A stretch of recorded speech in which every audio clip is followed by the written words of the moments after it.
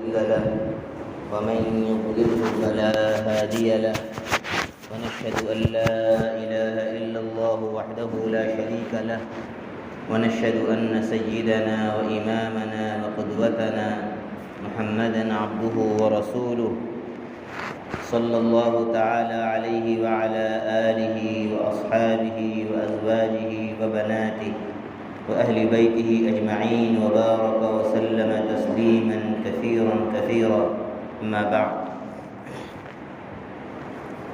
أعوذ بالله من الشيطان الرجيم بسم الله الرحمن الرحيم يا أيها الذين آمنوا اتقوا الله حق تقاته ولا تموتن إلا وأنتم مسلمون واعتصموا بحبل الله جميعا ولا تفرقوا۔ میرے محترم ایمانی بھائیوں، بزرگوں اور دوستوں، اللہ رب العزت کا فضل و کرم ہے، اس کا احسان ہے کہ اللہ تعالی نے ہمیں ایمان والا بنایا ہے اور ایسا مذہب ہمیں عطا فرمایا ہے جو ہر اعتبار سے کامل ہے، مکمل ہے۔ کوئی بھی ایسی بات اچھی نہیں ہے جو قرآن مجید نے بیان نہ کی ہو، اور کوئی بھی ایسی برائی نہیں ہے جس سے قرآن مجید نے منع نہ کیا۔ قیامت تک کے لیے جتنے بھی حالات پیش آئیں گے، جتنے بھی نئے مسائل پیش آئیں گے، ہر مسئلے کی رہنمائی پہلے سے قرآن و حدیث میں موجود ہے۔ کوئی یہ نہیں کہہ سکتا ہے کہ آج 1400 سال اسلام کو گزر گیا ہے اور زمانہ بدل گیا ہے، تو اب ہم کیسے اسلام سے رہنمائی حاصل کریں۔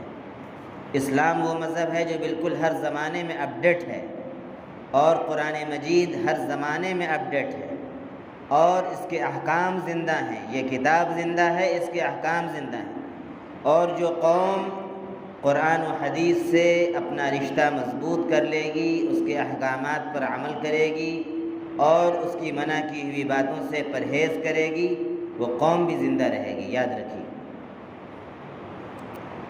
آخر یہ بات غور کرنے کی ہے کہ بہت سارے اچھے کام آج مسلمان کر رہے ہیں۔ ایسی بات نہیں ہے کہ سرے سے مسلمان بالکل اسلام سے کٹ چکے ہیں۔ ماشاءاللہ نماز بھی پڑھ رہے ہیں، روزے بھی رکھ رہے ہیں، ایک بڑی تعداد روزے، صدقہ اور زکوٰۃ بھی نکال رہے ہیں۔ اسی طریقے سے غیر مسلموں میں بھی کام کر رہے ہیں، پیام انسانیت کا بھی کام ہو رہا ہے، چیریٹی کے بھی کام ہو رہے ہیں، بہت سارے کام ہو رہے ہیں، ایسی بات نہیں ہے۔ لیکن پھر بھی کیا وجہ ہے کہ ہماری حالت دن بدن بدتر ہوتی چلی جا رہی ہے، اور ہم ظلم کا شکار ہوتے چلے جا رہے ہیں، اور مسلمانوں پر یک طرفہ ظلم ہو رہا ہے۔ اس کا مطلب یہ ہے کہ کہیں نہ کہیں ہمارے اعمال میں قصور ہے، اور ہماری زندگیوں میں کہیں نہ کہیں گڑبڑی ہے دین کے اعتبار سے، جس کو ہم سمجھ نہیں پا رہے ہیں۔ یہ وہ بات ہے جس پر ہر مسلمان کو غور کرنا چاہیے، قرآن و حدیث کی روشنی میں غور کرنا چاہیے کہ غلطی کہاں پر ہو رہی، جس کی وجہ سے اتنے سارے کام ہونے کے باوجود بھی ہم ظلم کے شکار ہوتے چلے جا رہے ہیں۔ صحابہ کرام کی ایک جماعت تھی کہ وہ رفتہ رفتہ رفتہ رفتہ ترقی کرتے چلے گئے، دنیا پر حکومت کرتے چلے گئے، جبکہ حالت تھی اسلام میں داخل ہونے سے پہلے کہ وہ صحیح سے اونٹ چرانا نہیں جانتے تھے۔ دنیا کی بڑی قومیں ان پر حکومت کرنا نہیں چاہتی تھیں، کیونکہ وہ اتنی جہالت اور پستی میں تھے۔ لیکن نبی پاک صلی اللہ علیہ وسلم کی تابعداری کرنے کے بعد اور اسلام کو قبول کرنے کے بعد اور قرآن مجید پر ایمان لانے کے بعد اور اس کے احکامات پر عمل کرنے کے بعد اور اس کے نظام کو دنیا میں نافذ کرنے کے بعد وہ دنیا میں چھا گئے، بڑی بڑی حکومتوں کے تختے پلٹ دیے۔ رومن امپائر، پرشین امپائر، اس وقت کی یہ دونوں سلطنتیں ایسی تھیں جیسے آج امریکہ ہے اور رشیا ہے۔ آخر کیا وجہ ہے؟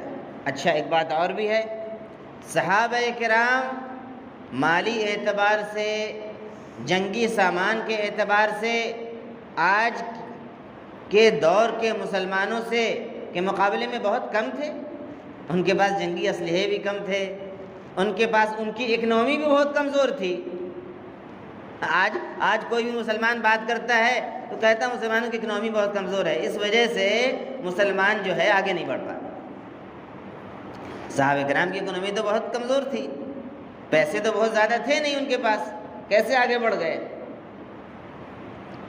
میرے بھائیوں، بزرگوں اور دوستو، جب ہم قرآن مجید کا مطالعہ کریں گے، حدیث پاک کا مطالعہ کریں گے، نبی پاک صلی اللہ علیہ وسلم کی زندگی کو دیکھیں گے، صحابہ کرام کی زندگی کو دیکھیں گے، تو ہمیں معلوم ہوگا کہ سب سے زیادہ ان کے اندر جو طاقت تھی اور جو قوت تھی اور جو ان کی ترقی کا راز تھا، وہ تھا ان کا ایمان، اللہ پر ایسا یقین اور اللہ پر ایسا بھروسہ کہ جتنے سخت حالات آتے گئے صحابہ کرام کا ایمان اور اتنا بڑھتا گیا۔ آج ہم ہیں کہ ذرا سا حالات خراب ہو رہے ہیں تو ہم کہتے ہیں کہ صاحب اب تو ہندوستان میں جینا بہت مشکل ہے۔ کبھی کبھی خیال آتا ہے کہ لگتا ہے کہ یہاں سے ہجرت کر جائیں کہیں، اور بہت سے مسلمان تو اب یہ سوچ رہے ہیں کہ جو بھی تھوڑی موڑی داڑھی ہے وہ بھی کٹا دیں، بہت خطرہ ہے، ریل کا سفر بہت دشوار ہو گیا ہے، کسی کو بھی مارا جا سکتا ہے۔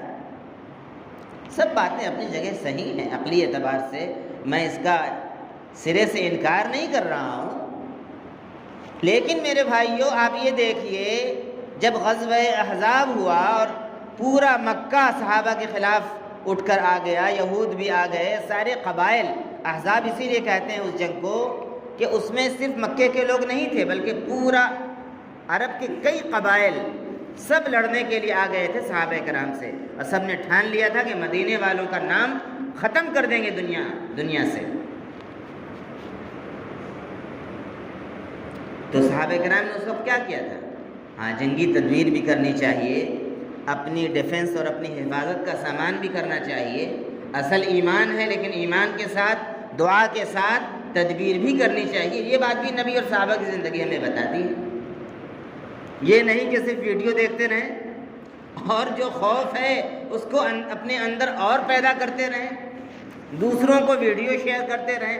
آج اکثر پڑھے لکھے مسلمانوں کا بھی یہ حال ہو گیا ہے، اللہ تعالی ہم سب کی حفاظت فرمائے، آمین کہیے، کہ صرف ویڈیو شیئر کر رہے ہیں،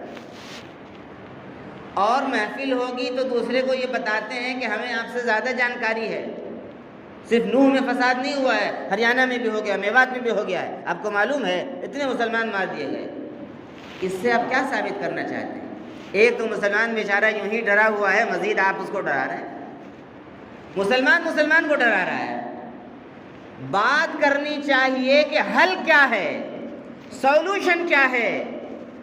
مسائل تو سب کو معلوم ہیں، جس طریقے سے سورج چمک رہا ہے اس طریقے سے معلوم ہے مسلمانوں کو کہ ہندوستان کے مسلمانوں پر ظلم ہو رہا ہے، یہ بات تو روز روشن کی طرح آیا ہے۔ اب مزید آپ اس پر کیوں بحث کر رہے ہیں کہ ان 9 سالوں میں اور 9 سال سے پہلے کیا کیا ہوا؟ میرے بھائیو، جو بات میں عرض کرنا چاہ رہا ہوں اس کو سمجھیے۔ پہلی چیز جو میں نے عرض کیا کہ صحابہ کرام کا ایمان، اللہ پر غیر متزلزل یقین۔ پہاڑ اپنی جگہ سے ہل سکتا ہے لیکن صحابہ کا ایمان ہل نہیں سکتا۔ وَلَمَّا رَأَى الْمُؤْمِنُونَ الْأَحْزَابَ، اعوذ باللہ من الشیطان الرجیم، جب ایمان والوں نے، صحابہ نے ان تمام لشکروں کو آتے ہوئے اپنی طرف دیکھا. قالوا هذا ما وعدنا الله ورسوله، تو کہہ پڑے کہ یہ وہی بات ہے جس کا ہم سے اللہ نے اور اس کے رسول نے وعدہ کیا تھا کہ اگر تم ایمان لاؤ گے تو تمہاری آزمائش ہوگی، تم کو مقابلہ کرنا پڑے گا باطل سے. وصدق اللہ ورسولہ، اللہ اور اس کے رسول نے سچ وعدہ کیا تھا.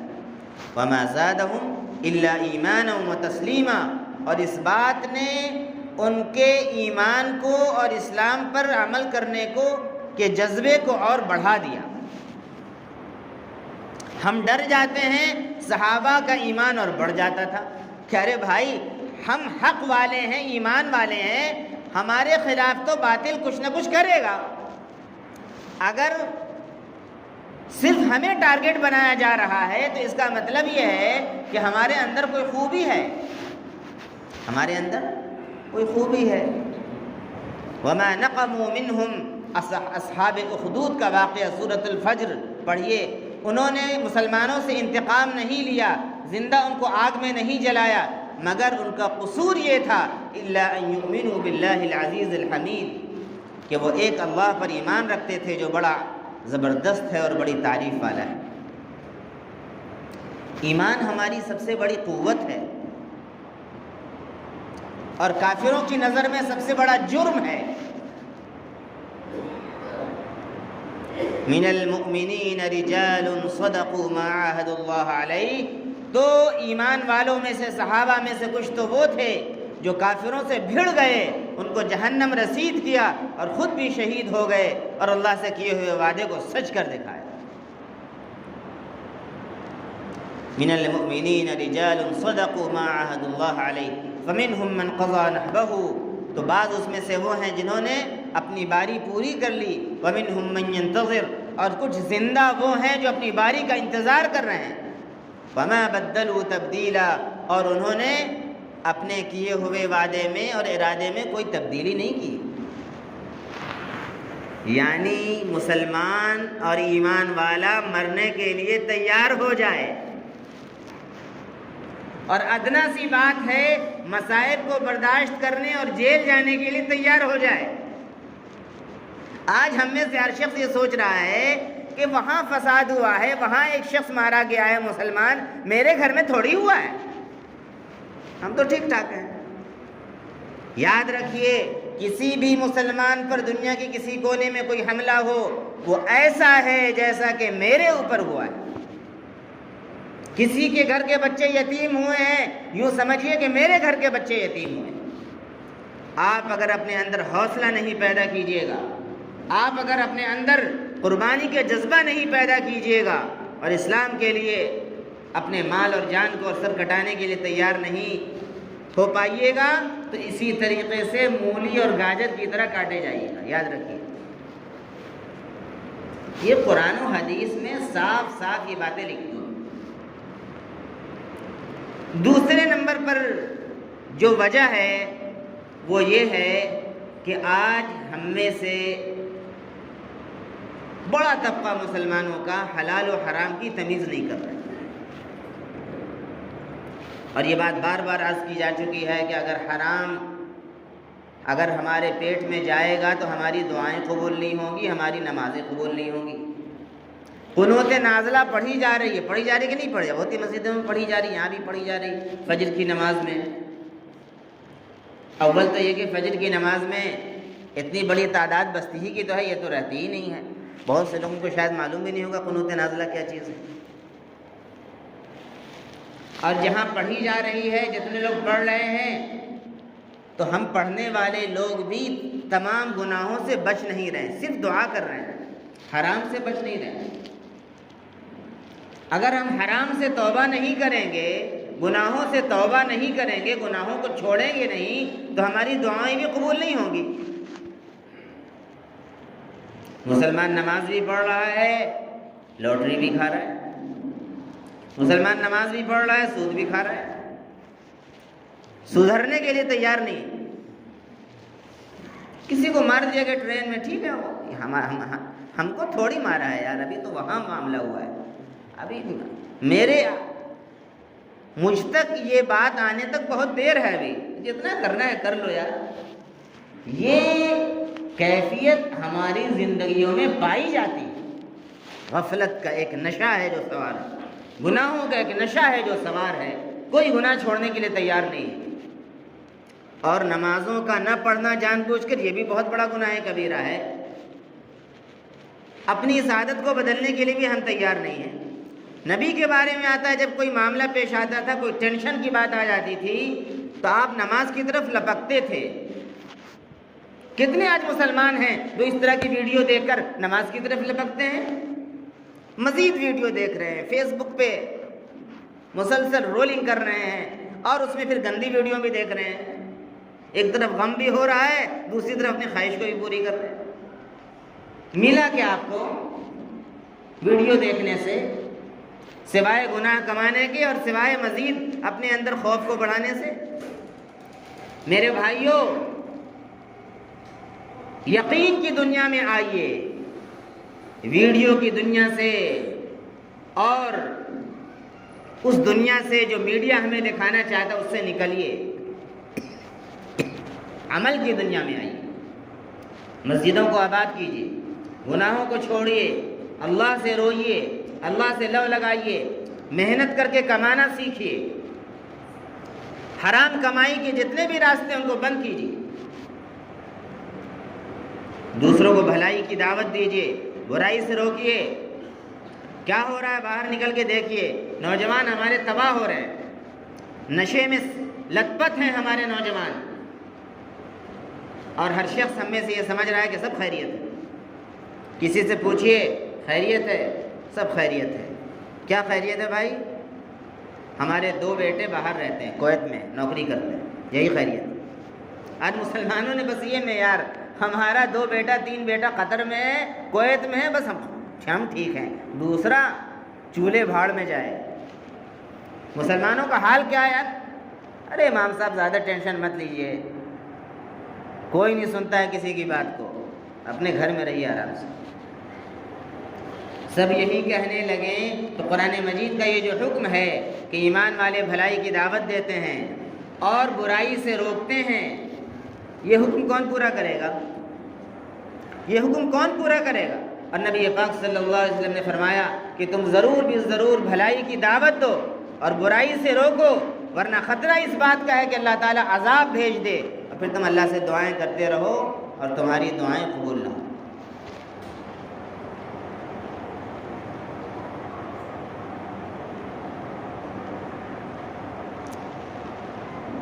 یہ جو بات میں نے عرض کی کہ حلال و حرام کی تمیز نہیں ہے، یہ بہت اہم وجہ ہے اللہ تعالیٰ کی طرف سے عذاب کے آنے کی اور ہمارے پکڑ میں آنے کی۔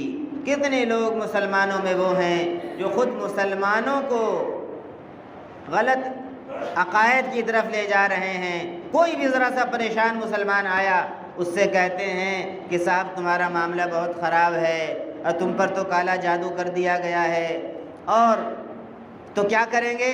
10,000 روپے دے دیجئے، یہ شروع کا مسئلہ ہے، پھر جیسا کیس ہارڈ ہوگا اس کے اعتبار سے مزید پیسے لگیں گے۔ یہ ہو رہا ہے کہ نہیں ہو رہا ہے؟ جاہل سے جاہل انسان پیر بن کر بیٹھا ہوا اور اپنے مسلمان بھائی کو بلیک میل کر رہا ہے، اس کا عقیدہ بھی خراب کر رہا ہے، اس کے پیسے بھی برباد کر رہا ہے، وہ کھٹ کے کمانے کے لیے تیار نہیں۔ یہ ہو رہا ہے کہ نہیں ہو رہا ہے؟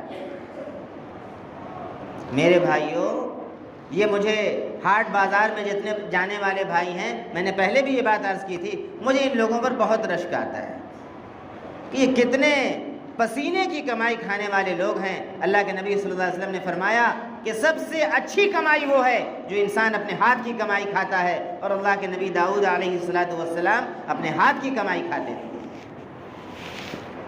دائیں بائیں کر کے جلد امیر بن جانے کی فکر کرنا یہ بہت خراب چیز ہے، اور یہ کافروں کا شیوا ہے۔ دنیا تو دارالامتحان ہے، جتنی آپ کے مقدر میں روزی ہے وہ ملے گی۔ آپ کیوں حرام کھاتے ہیں اور کیوں اللہ کی نظر سے گرتے ہیں؟ اس کا ہم سبوں کو خیال رکھنے کی ضرورت ہے، ہم سبوں کو اپنے اپنے گناہوں سے توبہ کرنے کی ضرورت ہے، اور کہاں پر ہم سے چوک ہو رہی ہے اس سے اللہ تعالیٰ سے معافی مانگنے کی ضرورت ہے۔ ہر شخص کو کہنے والے کو بھی، سننے والوں کو بھی۔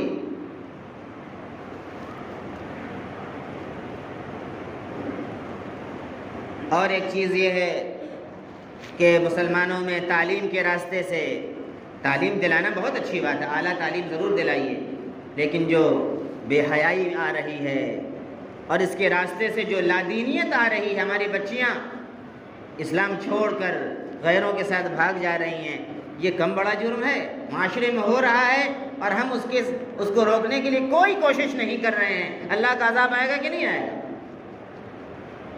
میرے بھائیوں، یہ چند وجوہات ہیں جو میں نے آپ سے بیان کی۔